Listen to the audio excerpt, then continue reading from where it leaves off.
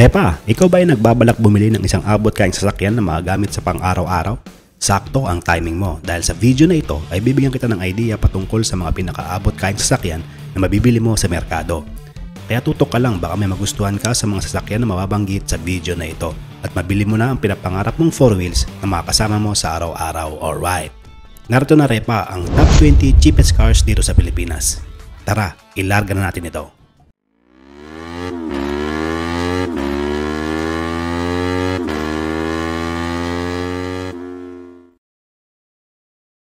Disclaimer, ang mga presyo na inyong makikita ay pawang guide lamang para sa mga mamimili. Maaaring mag-iba ang mga presyo without prior notice at nakadepende na rin kung anong year model, variant ng sasakyan at kung saang dealership kayo pupunta. Maraming salamat, Repa. Sa ika-20 pwesto, narito ang Nissan Almera. Isang abot kayang sasakyan na nagmula sa isang kilalang brand na nagmula sa Japan. Ang Almera ay ang pinakaabot kayang sedan na mabibili mo sa lineup ng Nissan. Sinamahan ng mga gandang features at meron din itong bagong 1.0 liter turbocharged na makina. Bukod pa dyan, ang Japanese automaker na ito ay sinamahan din ang Almera ng features na tinatawag nilang Nissan Intelligent Mobility Suite or WIDE. Ang Nissan Almera ay mabibili mo Repa sa halagang 845,000 pesos lamang.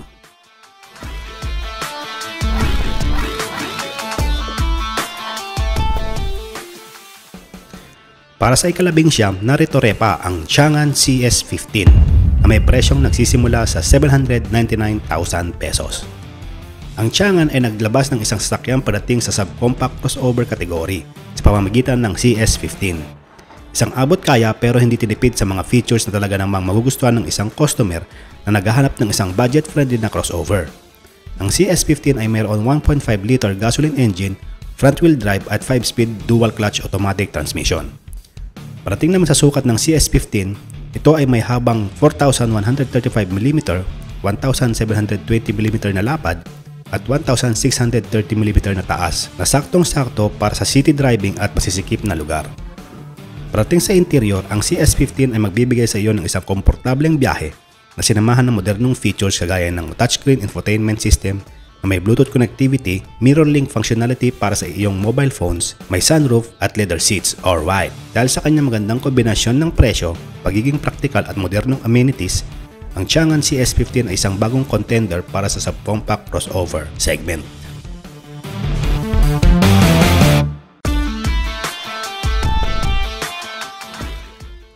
Pang-18 Repa ay ang kilala nating Mitsubishi Mirage G4 na may presyo nagsisimula sa 769,000 pesos. Alam na natin na matagal nang inilabas ang sasakyan na ito at ang Mirage G4 ay ang sedan version ng Mirage pero nabigyan ng isang facelift sa nakalipas na mga taon. Parating sa features ay halos parehas pa rin ng mga naunang modelo ngunit may mas bagong looks. Ang Mirage G4 ay masasabi pa rin natin na isang abot kaya at mahusay ng sasakyan salamat sa kanyang magandang 1.2 liter gasoline engine or WIDE.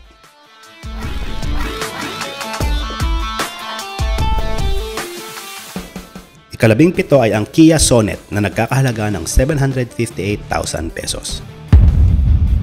Pinakikilala ng Kia Philippines ang Sonet, ang pinakaabot kayang crossover ng brand na idinisenyo para sa mga mamimiling naghanap ng stylish at practical na 5-seater.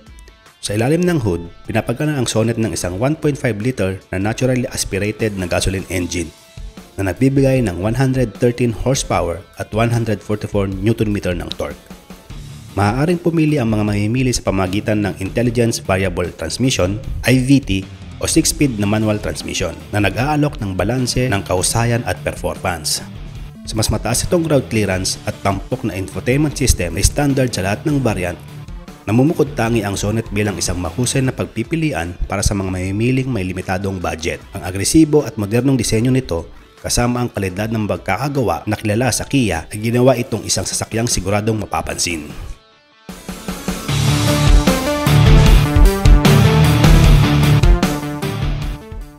Sa ika-16 mga Repa ay narito ang Geely M Grand na nagkakahalaga ng 753,000 pesos. Ang Geely M Grand ay ang pangtapat ng Geely sa segment ng mga sedan sa Pilipinas. Taglay nito ang maraming mga gandang features kasama ng isang malakas na 1.5 liter na natural aspirated na makina na kayang maglabas ng 102 horsepower at 142 Nm ng torque, isang front-wheel drive at pwede kang mamili sa dalawang gearbox option nito, ang 6-speed manual transmission o CVT, depende sa variant. Dahil sa sukat nito, ang sedan na ito ay isang mainam na alternatibo para sa mga naghahanap ng mas malaki ng kaunti kaysa sa Toyota Vios pero mas maliit ng bahagya sa Honda Civic.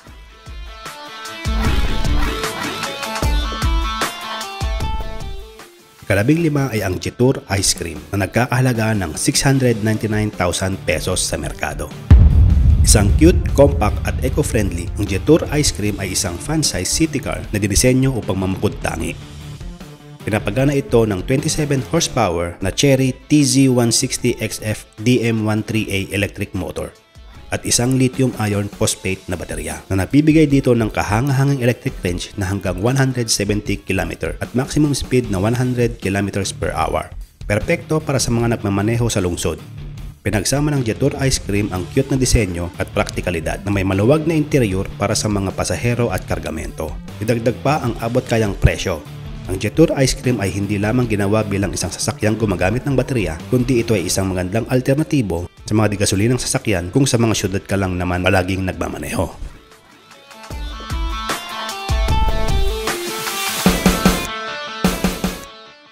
Para sa ikalabing-apat, narito ang Suzuki APV. Isa sa mga orihinal na abot-kayang 8-seater sa merkado, tunay na pinatutunayan ng Suzuki APV ang pangalan nitong all-purpose vehicle. Kaya magsakay ng hanggang 8 katao, nagsisimula ang presyo ng MPV na ito sa mas mababa sa 600,000 pesos para sa base variant ito. Bagamat hindi ito kargado ng maraming features, bumabawi naman ito pagdating sa espasyo at lawak ng interior na maaari magamit ng mga pasahero.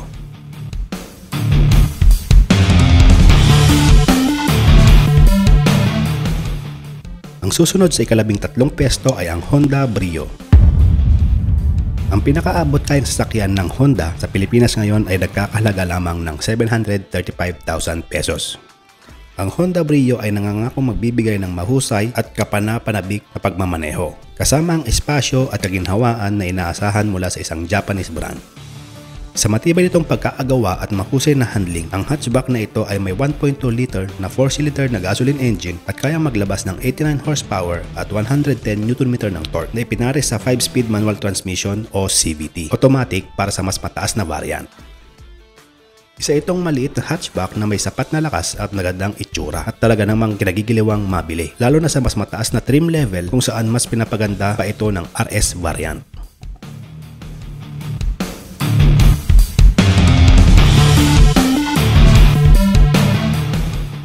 Narito rin sa listahan mga repa ang Mitsubishi Mirage para sa ikalabing-dalawang pwesto. Isa sa mga mas kilalang pangalan at tagagawa ng sasakyan sa Pilipinas, ang Mitsubishi ay may hatchback na pasok sa ilalim ng 700,000 pesos para sa entry-level na modelo nito, ang Mirage.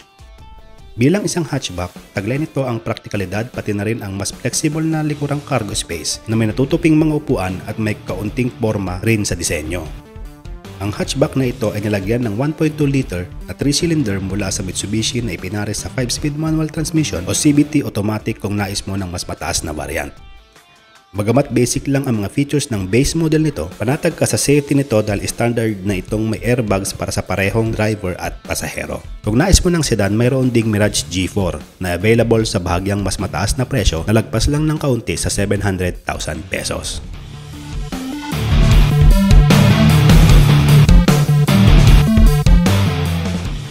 Sa ikalabing-isang pwesto ay ang Suzuki Celerio na may tag price na 708,000 pesos. Isa na namang maliit na hatchback mula sa Japan, ang Suzuki Celerio. Ngayon ay may bago na itong disenyo, mas moderno at mas pino ang itsura nito dahil sa bagong disenyo ng panlabas at panibagong hanay ng mga features. Nanatili pa rin itong abot kaya bagamat bahagyang tumaas ang panimulang presyo kumpara sa naunang modelo. Gayunpaman, ang mga bagong teknolohiya at features ay sulit naman sa dagdag na presyo at tiyak na nagbibigay ng mas magandang halaga sa bagong version ng Celerio.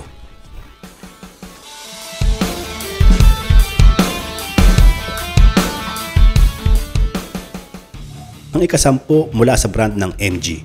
Walang iba kundi ang MG5 na may presyong nagsisimula sa 698,888 pesos. Isang European brand ang kasama sa listahan. Ang MG5. Isang stylish at magandang sedan, ang MG5 ay isa sa mga sulit na halaga na opsyon sa Pilipinas. Meron itong 1.5 liter na gasoline engine at maaaring piliin sa pagitan ng 5-speed manual o CVT automatic na transmission. Nagsisimula ito sa presyong mas mababa sa 700,000 pesos para sa base model. At sa halagang iyon ay makakakuha ka na ng ilang magandang features, pati na rin ang sapat na lakas na umaabot sa 118 horsepower at 150 Nm ng torque, na isa sa pinakamataas sa kanyang presyuhan. Meron din itong 8-inch infotainment system na may maraming features na lumalaki pa sa 10-inch sa mga mas mataas na variant.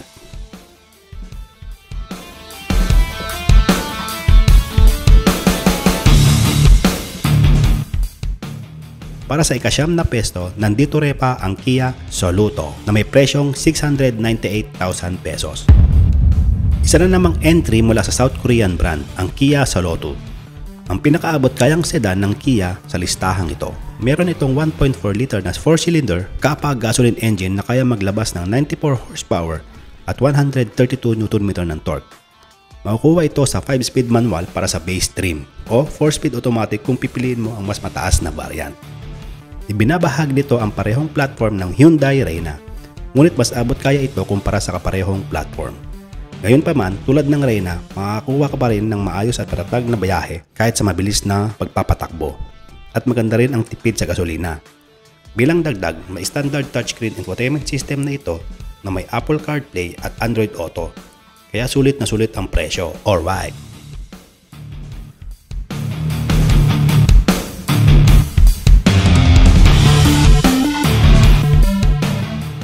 Para sa ika-8 pesto repa, narito ang Toyota Vios.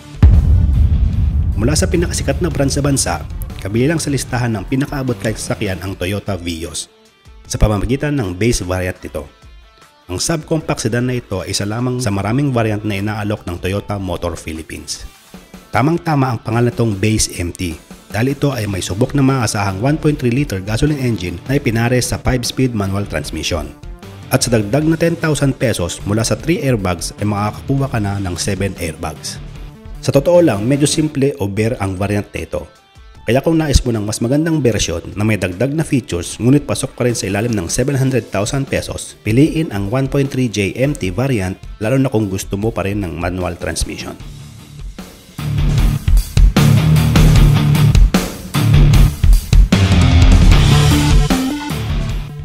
Para sa ika-7 pesto, nandito ang MG3 na may presyong 678,000 pesos. Ang MG3 ay isang magandang pagpipilian para sa mga naghahanap ng praktikalidad at abot kayang sasakyan. Pinagsasama nito ang kagaanan sa pagmamaneho at ang makinis at modernong disenyo. Kaya't perpekto ito para sa mga bagong driver o bilang isang maaasahang pangalawang sasakyan ng pamilya. Dahil sa compact na sukat nito, mainam ito para sa masisikip na kalsada at mga limitadong paradahan. Sa ilalim ng hood, ang MG3 ay may 1.5 liter na naturally aspirated na 4-cylinder engine. Pinares ito sa 8-speed CVT o 5-speed manual transmission para sa entry-level na variant. Para naman sa mga naghahanap ng mas environmental friendly na option, nag-aalok din ang MG3 ng 1.5 liter na inline-4 hybrid engine. Ang setup na ito ay may pinagsamang 190 horsepower at 250 Nm ng torque. Salamat sa tulong ng electric motor na pinapagana ng 1.83 kWh lithium-ion battery pack. Ang hybrid variant ay pinares sa 3-speed dedicated hybrid transmission o DHT para sa maayos at epektibong pagmamaneho or ride.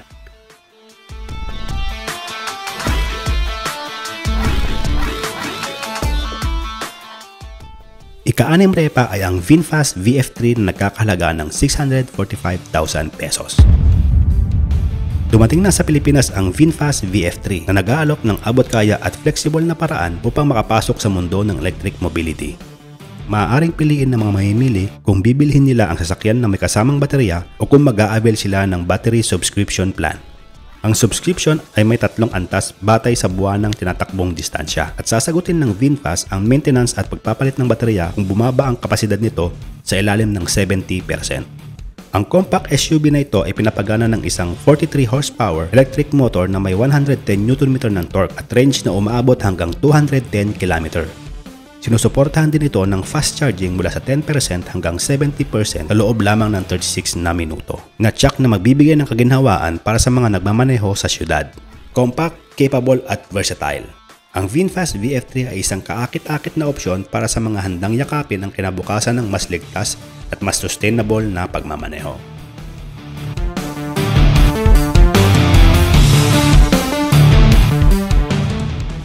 Susunod repa sa ikalimang pwesto ay ang Changan Alsvin na may tag price na 654,000 pesos. Isa na namang abot kayang sedan ang nadagdag sa merkado, ang Alsvin, na dinala ng parehong kumpanya na nagdadala ng Hyundai sa Pilipinas. Agad itong napansin dahil sa napakababang presyo at kakaibang disenyo. Ang subcompact sedan na ito ay kaya makipagsabayan sa mga sasakyan tulad ng Toyota Vios at Honda City, ngunit may mas kakaibang dating at sapat na dami ng mga features. Bilang standard, ito ay may 1.4 liter o 1.5 liter na makina at para sa top trim, nakapares ito sa isang 5-speed DCT automatic transmission. Ang mga base variant naman ay may kasamang 5-speed manual transmission. Kaya maglabas ng 99 horsepower at 135 Nm ng torque ang 1.4 liter engine, habang ang 1.5 liter engine ay may 106 horsepower at 145 Nm ng torque.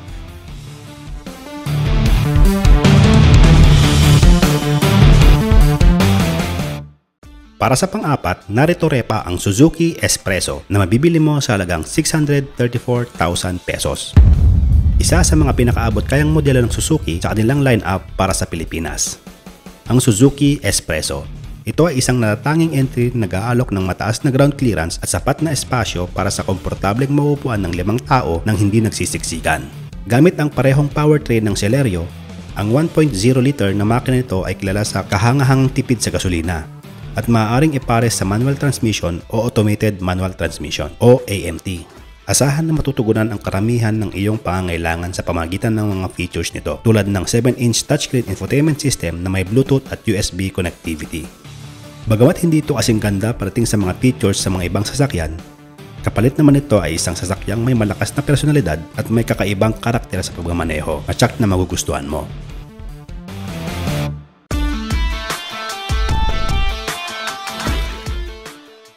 Nandito na tayo sa pangatlo repa, walang iba kundi ang Suzuki Dzire na may tag price na 609,000 pesos. Isang nakahagulat na entry sa presyohan. Ang Suzuki Dzire ay isa sa mga pinakaabot kayang sedan na maaari mong mabili sa Pilipinas ngayon.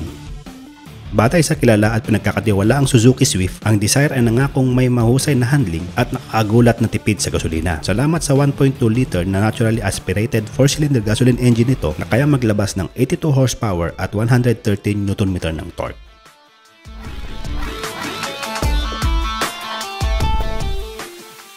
Para sa ikalawang pwesto repa, nandito rin ang Toyota Wigo. Ang pinakaabot kayang Toyota sa bansa ay kabilang sa ating listahan at nagsisimula ito sa presyong higit lang sa 600,000 pesos para sa base E variant at may 5-speed manual transmission. Sa mas mataas na variant, maaari ka ring pumili ng CVT para sa mas maginhawang biyahe from point A to point B.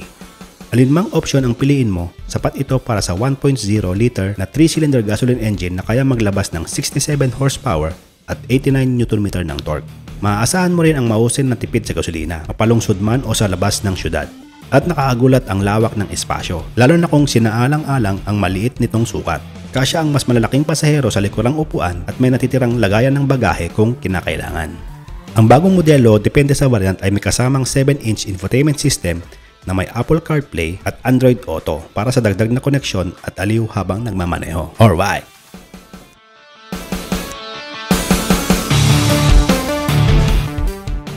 Bago tayo magpatuloy mga repa, ay nais mo na kitang anyayahin na mag-subscribe kung ikaw man ay bago dito sa ating channel. Pindutin mo na rin yung bell icon para ma-update kita kung meron tayong bagong upload na video. Huwag mo rin kalimutang i-like at i-share ang video na ito repa kung nagugustuhan mo ang ating topic ngayon. Maraming salamat. Alright!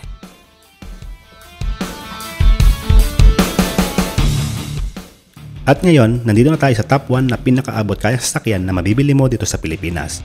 Walang iba repa kundi ang Bestune Pony. Ang huling entry sa ating listahan na may presyong 588,000 pesos ay ang Bestune Pony. Ang Pony ay isang compact na battery electric city car na idinisenyo para sa mga tagalungsod na naghahanap ng mahusay, eco-friendly at stylish na paraan ng pagbiyahe. Magaan, moderno at abot kaya. Nagbibigay ito ng masaya at praktikal na karanasan sa pagmamaneho na akma sa buhay lungsod. Gawa sa isang dedicated EV platform, ang Pony ay may magaan na chassis na mahusay sa pagsingit sa masisikip na kalsada at pagparada sa makikitid na espasyo. Pinapagana ito ng isang electric motor na may 26 horsepower at 85 Nm ng torque. Isang front-wheel drive na may tahimik at smooth na performance na karaniwan sa mga dekuryenteng sasakyan. May dala itong 13.9 kWh na baterya na sapat ang range para sa pang-araw-araw na pagmamaneho sa lungsod. Ang maganda nitong disenyo at efficient na performance ay isang magandang pagpipilian para sa mga motoristang inuuna ang sustainability at kasimplihan sa kanilang pang-araw-araw na biyahe.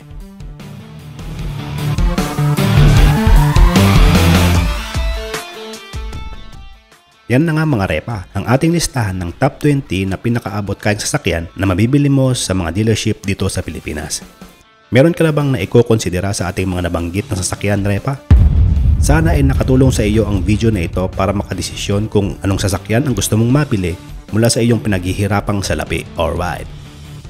Maraming salamat sa iyong panonood at suporta, repa. Kita-kits sa susunod na video.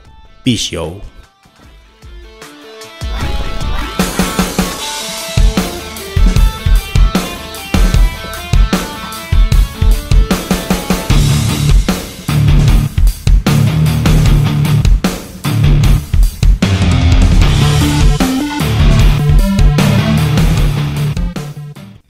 Bago tayo magtapos, ito po muna ang inyong lingkod at nagpapaalala ng huwag pong mainit ang ulo sa daan para tayo ay makarating ng ligtas sa ating patutunguhan.